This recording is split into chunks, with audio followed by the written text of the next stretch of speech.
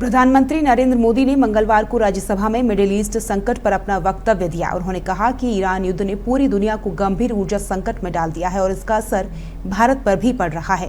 PM Modi ने कहा कि गल्फ देशों से भारत क्रूड ऑयल, गैस और फर्टिलाइजर का आयात करता है और इस जंग की वजह से सप्लाई चेन बाधित हुई है। उन्होंने ये भी कहा कि अगर ये युद्ध जारी रहता है तो लंबे समय में इसके गंभीर दुष्परिणाम तय हैं।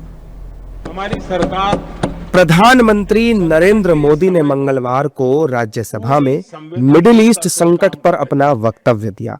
उन्होंने कहा कि ईरान युद्ध ने पूरी दुनिया को गंभीर ऊर्जा संकट में डाल दिया है और इसका असर भारत पर भी पड़ रहा है। पीएम मोदी ने कहा कि गल्फ देशों से भारत क्रूड ऑयल, गैस और फर्टिलाइजर का आयात करता है और इस जंग की वजह से सप्लाई चेन बाधित हुई है।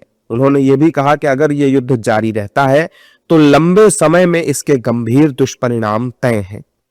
भारत का प्रयास है कि तेल हो, गैस हो, फर्टिलाइजर हो, ऐसे हर जरूरी सामान से जुड़े जहाज भारत तक सुरक्षित पहुंचे। लेकिन इस युद्ध से बनी वैश्विक परिस्थितियां अगर लंबे समय तक बनी रहती है तो गंभीर दुष्परिणाम तय है। इसलिए भारत ने अपनी रेजिलियंस बढ़ाने के लिए जो भी प्रयास बीते वर्षों में किए हैं उनको और गति दे रहा है। पीएम मोदी ने बताया कि भारत सरकार खाड़ी के सभी देशों के साथ लगातार संपर्क में है और डायलॉग और डिप्लोमेसी के जरिए क्षेत्र में शांति स्थापित करने के लिए प्रयास कर रही है। हालांकि उन्होंने हॉर्मुज स्ट्रेट जैसे अंतर्राष्ट्रीय जलमार्ग पर हमले को गलत बताया और कहा कि इसे स्वीकार नहीं किया जा सकता है।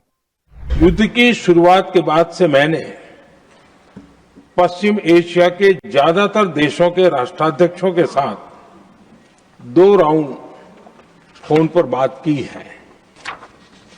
हम गल्फ के सभी देशों के साथ लगातार संपर्क में हैं। हम ईरान, इजराइल और अमेरिका के साथ भी संपर्क में है।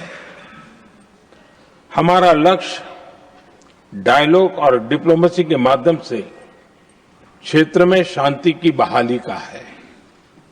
हमने डी एस्केलेशन और हॉर्मुज स्ट्रेट खोले जाने पर भी उनसे बात की है।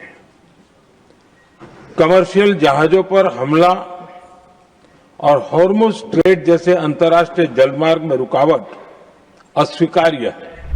प्रधानमंत्री ने यह भी बताया कि भारत अपनी ऊर्जा जरूरतों को पूरा करने में जुटा है और आज 41 देशों से एनर्जी इंपोर्ट किया जा रहा है। इसके अलावा देश में भी तेल और गैस का उत्पादन बढ़ा है, साथ ही पर्याप्त मात्रा में रिजर्व भी मौजूद हैं।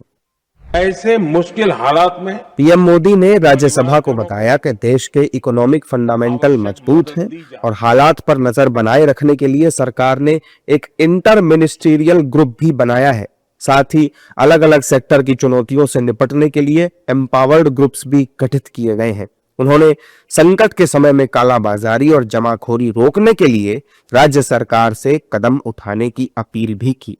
प्रधानमंत्री ने यह भी कहा कि देश की जनता का हित सर्वोपरि है। सरकार सतर्कता के साथ चुनौतियों से निपटने के लिए पूरी गंभीरता से रणनीति बना रही है और जरूरी निर्णय भी ले रही है।